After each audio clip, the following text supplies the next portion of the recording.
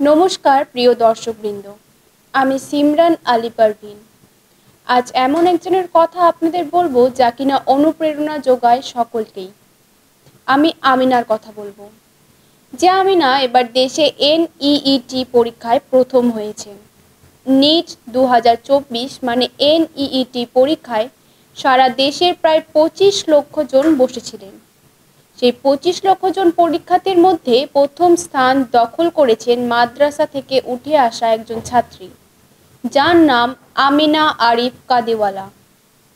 আমিনার কথা এখন সকলের মুখে মুখে ঘুরছে।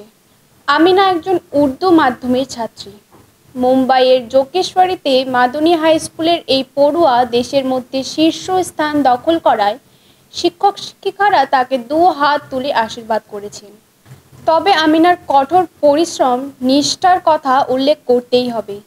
উর্দু মাধ্যমের ছাত্রী হিসেবে তাকে একটু বেশি চ্যালেঞ্জ নিতে হয়েছিল, কিন্তু আমিনা অবিচল ছিলেন লক্ষ্যভেদের জন্য।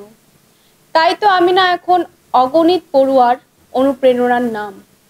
এতে স্কুলের মানে মাদ্রাসার শিক্ষক শিক্ষিকাদের ভূমিকাও অসাধারণ ছিল। MBBS পড়বে বলে স্কুল জীবনের শুরুর দিকে ঠিক করে ফেলেছিলেন আমিনা। উচ্চাকাঙ্ক্ষী কাদিয়ালা উর্দুতে 10ম শ্রেণী পর্যন্ত পড়াশোনা করেছেন এবং তারপরে SVKM এর মিথিবাই কলেজে ভর্তি হয়েছেন।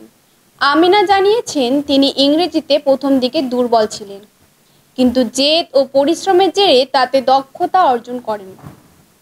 আমিনা ডাক্তারি পড়বেন দেশের কোনো প্রথম সারির মেডিকেল কলেজে।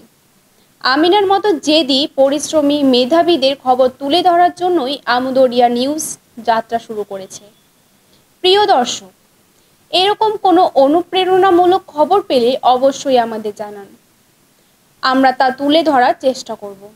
আজ এ পর্যন্তই, আবার ফিরব অন্য কোনো অনুপ্রেরণার খবর নিয়ে। ধন্যবাদ।